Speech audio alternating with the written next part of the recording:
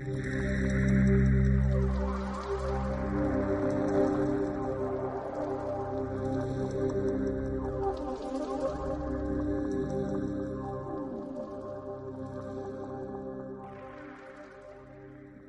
interesante es tomar conciencia de que estamos viviendo un cambio de paradigma.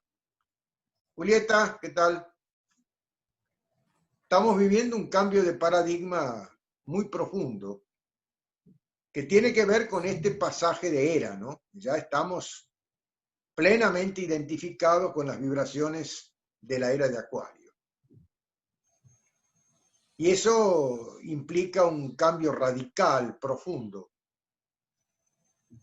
en el ser humano, porque las vibraciones de Acuarios son muy fuertes y tienen la particularidad de despertar la individualidad y el sentido del bien común, la convivencia, la sociedad, la solidaridad como fundamento de la convivencia. Son factores, virtudes que se asocian a la era de Acuarios y que habrá unos 2000 años, que es lo que dura una era, para que eso se vaya concretando gradualmente. Desde mi humilde visión, o de mi humilde comprensión, yo diría que no hay grandes expectativas de cambio en el mundo, por el simple hecho que la era anterior, la era de Piscis, fracasó. La era de Piscis, los 2000 años anteriores, que se inicia con el advenimiento del cristianismo, del budismo, del islamismo, plantean la incorporación en la vida del hombre de la espiritualidad, más concretamente del amor en la convivencia cotidiana. Eso lo comprendemos muy bien nosotros desde el cristianismo. El mensaje de Jesús, de Cristo, es justamente el advenimiento del amor a la convivencia del hombre. Los primeros años, primeros 300 y tantos años, hubo una tentativa importante en el género humano en general de que eso se desarrollase en la vida de las personas. Los primeros 300 y tantos años, ese mensaje pisciano estaba comenzando a desarrollarse de forma bastante normal, pero eso estaba carcomiendo muy profundamente los cimientos del Imperio Romano. El Imperio Romano no tenía ninguna intención de que el ser humano se desarrollase, por aquello de que su filosofía era pan y circo, ¿no?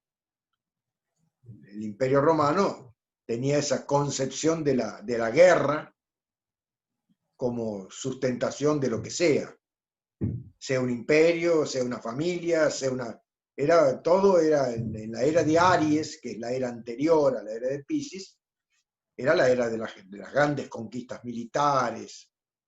Entonces, todo era cuestión de combatir, de conquistar. Entonces, el advenimiento del cristianismo introduce el amor en toda esa tentativa de establecer puentes, o sea, lo que era conquista pretende transformarlo en puentes que vinculen y no esa conquista sobre el otro para generar un diálogo de sumisión, ¿no? En los primeros 300 y tantos años, decía, eso empezó a darse bien en el Imperio Romano. Cada vez había más cristianos. Cada vez más personas se sentían identificados con esa vibración, con ese legado, y comenzaban a ponerlo en práctica en la vida cotidiana. Ese es la fuerza oculta, el principio oculto a partir del cual se desarrolló la gran persecución de los cristianos por el Imperio Romano. No fue una cuestión religiosa como se lo quiere presentar.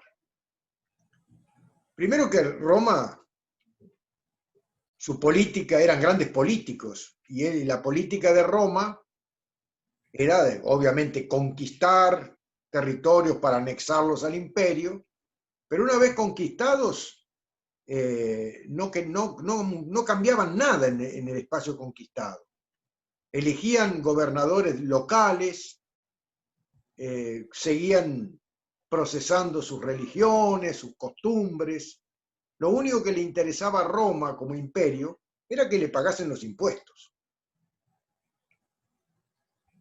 Pero después ellos tenían esa inteligencia política de hacer lo más apropiado para que la cosa pueda ser sobrellevada y pueda ser controlada. Entonces, la mejor forma era no generar sismos en las culturas que conquistaba. Entonces, las culturas seguían iguales, sus cultos a los dioses, todo era... No cambiaba nada, apenas lo que cambiaba era el dueño, que pasaba a ser el emperador romano, el César. El advenimiento del cristianismo viene a poner una piedra en el zapato del César, porque obviamente la incorporación del amor a la dialéctica de la vida plantea el crecimiento espiritual como meta, como objetivo. Y eso implica el desarrollo de la individualidad, el crecimiento interior de la persona. Y el criterio romano era que nadie podía estar arriba del César, podía ser más que el César. Ahí está el secreto, la gran fuerza oculta, la fuerza de la Inquisición, que ya en algún momento la tratamos. ¿Cómo se manifestó en ese momento la fuerza de la Inquisición? Que es la fuerza colectiva que siempre busca mantener el orden establecido. Entonces, bueno, ahí esa fuerza se convirtió en esa persecución feroz contra los cristianos, los mandaban a los leones, los crucificaban, los torturaban. Bueno, durante muchos años los cristianos fueron perseguidos, torturados, pero sucede que era tan fuerte el surgimiento de la nueva era de Piscis y era tan potente el mensaje que cada vez, a pesar de la persecución y de los martirios, cada vez había más cristianos en Roma. Era como que mataban uno y aparecían dos.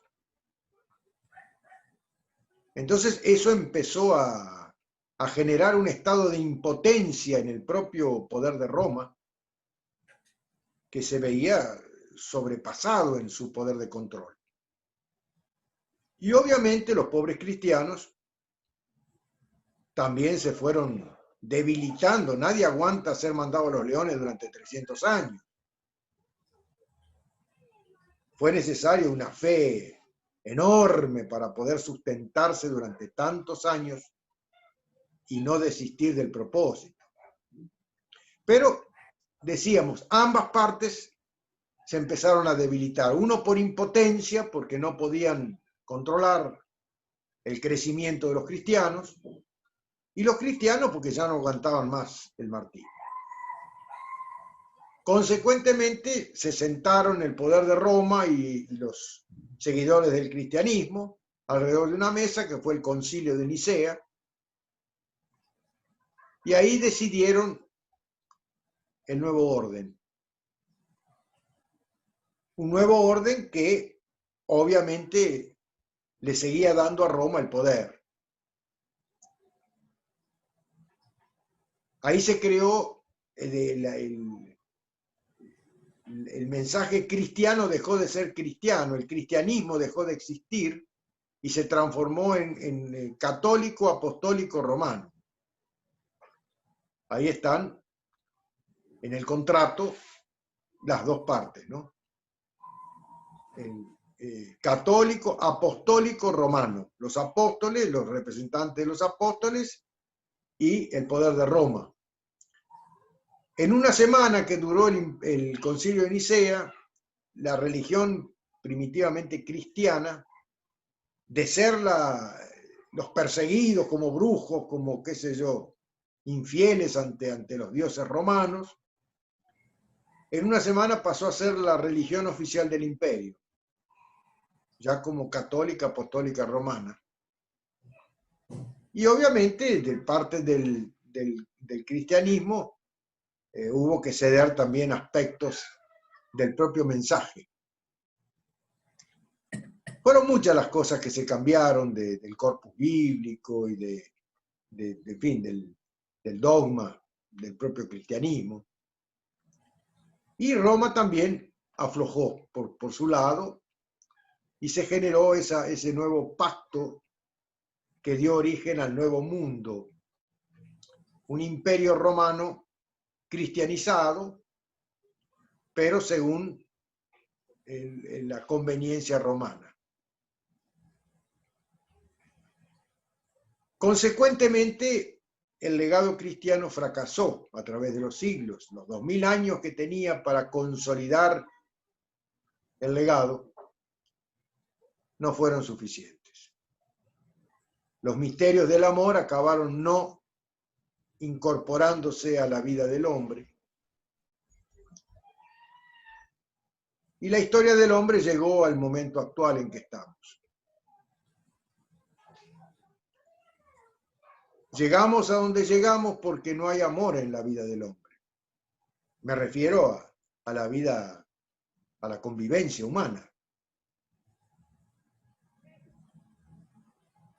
Por eso que dije en algún momento que los 2000 años de la era de Piscis fracasaron. Fracasó la era de Piscis. Que era fundamental y necesario la consolidación de la espiritualidad dentro del hombre para poder dar el paso siguiente, que sería entrar a la era de Acuario, que plantea el desarrollo de la individualidad, pero dentro del escenario, del contexto del bien común. Sin la presencia del amor, eso es imposible. Es fundamental y necesario que se haga carne en el hombre aquella idea, hay unos chicos gritando ahí, de que el derecho de uno termina donde comienza el derecho del otro. Sin ese principio elemental y básico, es imposible el desarrollo de una libertad sustentada en el amor. El desarrollo de una individualidad en la que todas las individualidades puedan crecer en función de sus propios impulsos germinales, pero sin que el crecimiento de uno perjudique el crecimiento del otro. Para que eso suceda es fundamental que se cumpla aquello de que el derecho de uno termina donde comienza el derecho del otro. Entonces podemos hablar de una libertad para arriba. La libertad de poder llegar a ser aquella promesa de ser que somos.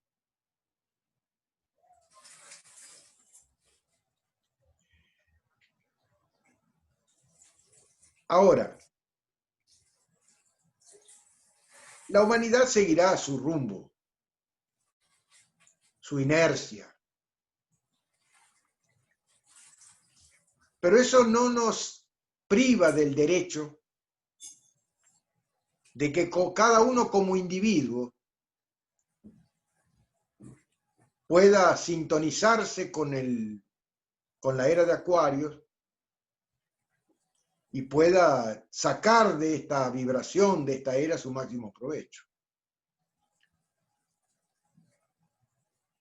Eso nunca va a suceder en el planeta, en el mundo grande. Pero lo podemos hacer real y efectivo dentro del pequeño mundo que cada uno es, dentro de esa esferita que venimos tratando de consolidar el concepto, por lo menos en todas estas charlas, de que somos un pequeño mundo, un mundito, que es lo único que vemos, lo único que tocamos, lo único que sentimos. Porque es el paisaje kármico que nos contiene. Ese paisaje que percibimos a nuestro alrededor, del mundo, del universo, que lo vivenciamos por un diálogo que tenemos, un diálogo muy selectivo que tenemos con los complementos que nos sustentan del lado de afuera. Cada principio dentro de nosotros tiene un opuesto complementario, un complemento del lado de afuera. Una media naranja dentro, otra media naranja afuera. Bueno, nos hemos vinculado, cada individuo, a todos los complementos que son, valga la redundancia, complementarios con otras tantas virtudes internas o principios internos que cada uno tiene. Eso conforma una unidad de escenario y persona, de palco y persona, palco y artista, si lo quieren, palco y actor, que es el pequeño mundo de cada uno, el mundo que procesamos. Es ahí donde se desarrolla nuestro diálogo con la vida. Y nada puede suceder fuera de eso, es decir, para que lo podamos vivir conscientemente. Solo tenemos conciencia de lo que se procesa dentro de ese pequeño mundo, de esa pequeña esfera que somos. Esa pequeña esfera, claro, puede crecer si crecemos. Si vamos trascendiendo los conflictos dialécticos que se dan en cada vínculo, decíamos, somos como una tela de araña, ¿no?, que tiene nuestra figura de carne y hueso en el centro y donde cada hilo es un vínculo con algún complemento. En la medida en que vamos trascendiendo esos conflictos existenciales, esos conflictos con todos y cada uno de los complementos, en la medida en que trascendemos, vamos creciendo. Ese es el crecimiento que propone la era de Acuarios. Alquimia pura. Transformación del plomo en oro. Ahora, ustedes vean, a partir de lo que dije ahora, que acabé de decir, estoy hablando del amor. Poder trascender los conflictos existenciales básicos es un acto de amor. Si la sustancia del amor no está presente, entonces no podemos crecer. Nos quedamos, como decían los romanos, dividir para reinar, pan y circo. Nos quedamos en las luchas del Coliseo, viviendo la adrenalina de ganar o perder.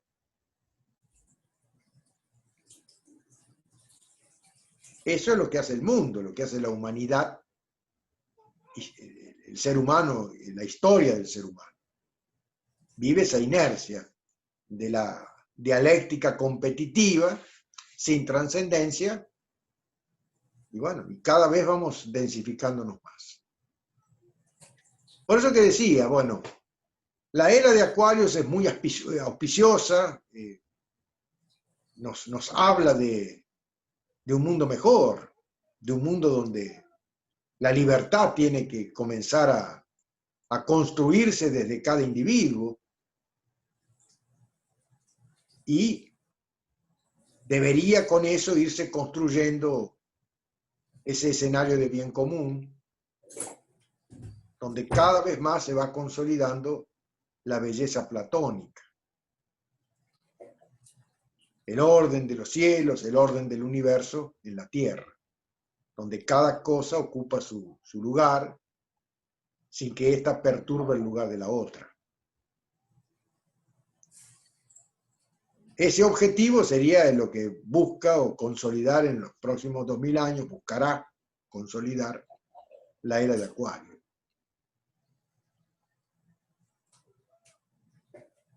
Todo esto nos plantea la necesidad urgente de trabajar con la no identificación. Con la no identificación de los problemas insolubles del mundo. Más de una vez he dicho y lo seguiré diciendo, que al mundo no lo puede cambiar nadie. Ya he dicho que no lo pudo cambiar Buda, no lo pudo cambiar Cristo, no lo pudo cambiar Mahoma, ni otros tantos que aportaron también luz. Y sin embargo, a pesar de haber generado seguidores, haber establecido doctrinas, no cambiaron al mundo. El mundo siguió su inercia hasta hoy. Quiere decir que al mundo no lo cambia nadie. Y si al mundo no lo cambia nadie, no lo pudo cambiar Cristo, Buda, Mahoma y otros, yo tampoco lo voy a poder cambiar. Cuando digo de que hay que trabajar con la no identificación, es una invitación directa a no identificarse con las políticas que proponen cambiar el mundo,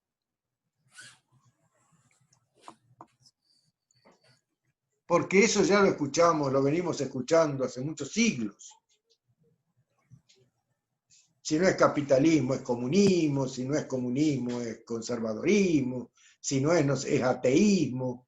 Todos los ismos ahí proponen fórmulas de felicidad, de bien común, de un mundo mejor. Bueno, a buen observador sobran las palabras.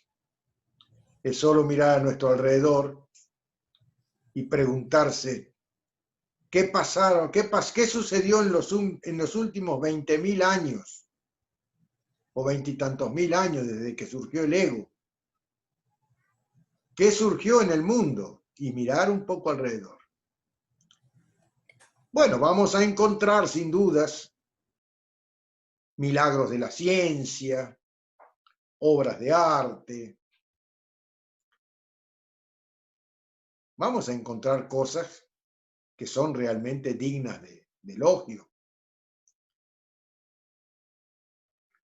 Pero ¿y el hombre? El ser humano,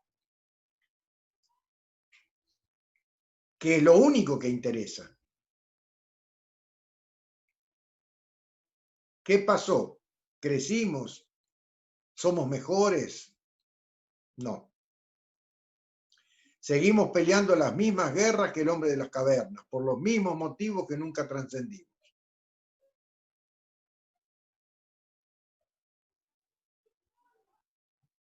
Y sin embargo, existe la ciencia que lo permite, la alquimia.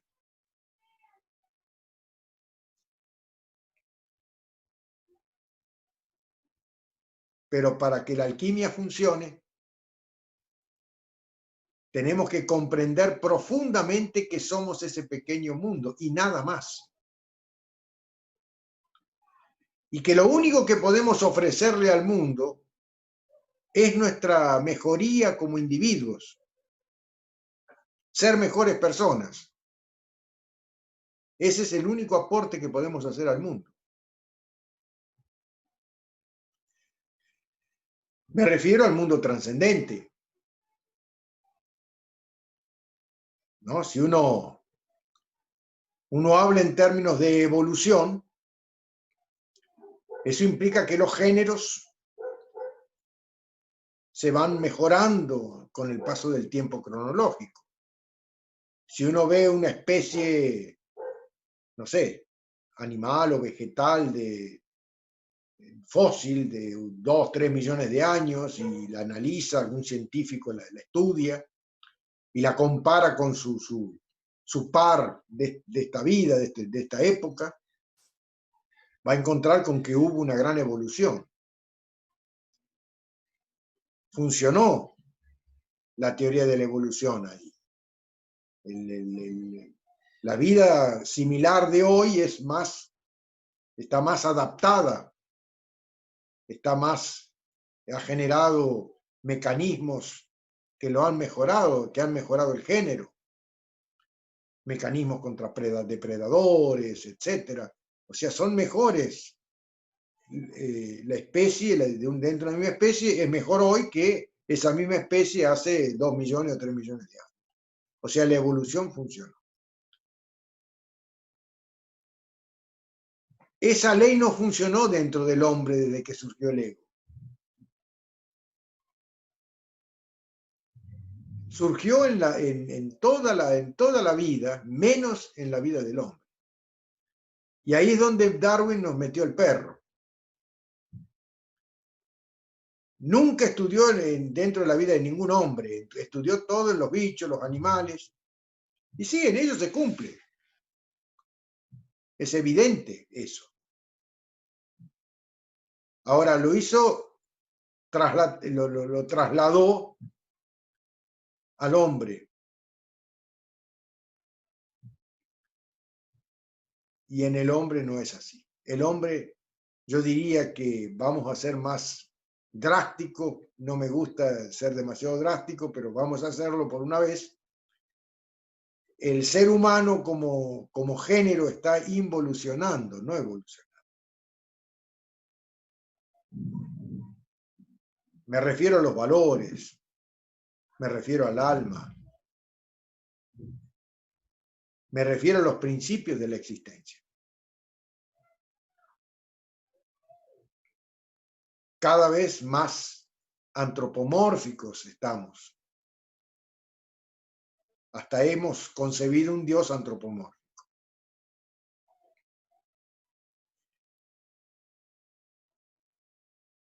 Hoy existe el Dios materia.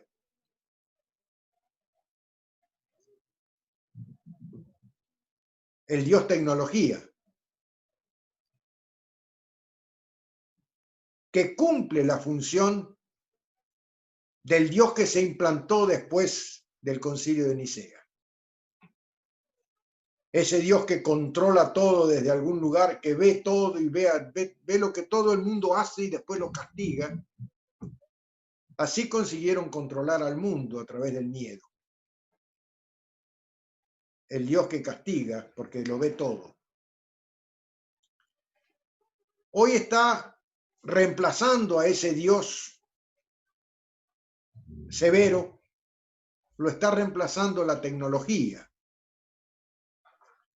Con el advenimiento del Big Data, de la inteligencia artificial, de la robótica, pero principalmente con el Big Data, que es lo que fundamenta Google, fundamentalmente,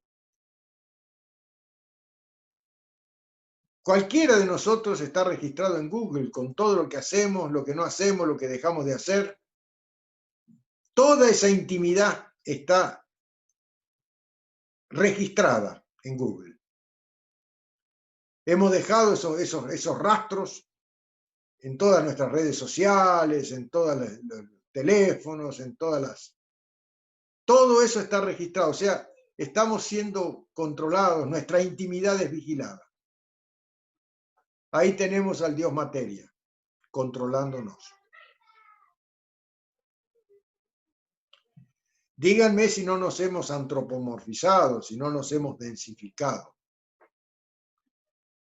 Desde un Dios que antes de Nicea y antes inclusive del advenimiento del cristianismo, un Dios que era prohibido nombrar, porque el nombrarlo era darle una forma. No se podía nombrar el nombre de Dios, no se le podía dar un nombre a Dios, porque le estábamos dando una cualidad humana con eso. Lo estábamos antropomorfizando. Bueno, sucedió.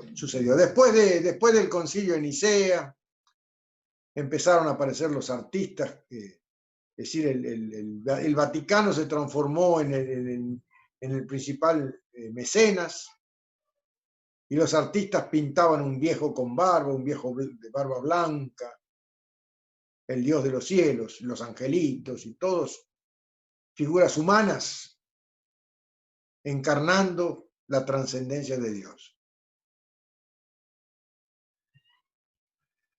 Así entramos en la era de Acuarios, con una espiritualidad reducida al Dios materia y con una dialéctica carente de amor, la humanidad. Ahora nosotros tenemos las herramientas para que eso dentro de nuestro pequeño mundo no suceda.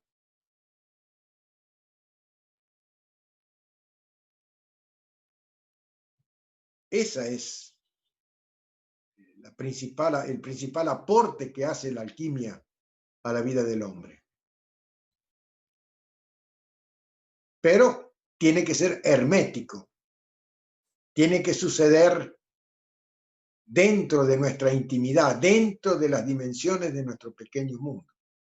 No dejar que las fuerzas externas se sienten en nuestra mesa, se transformen en diálogo de mesa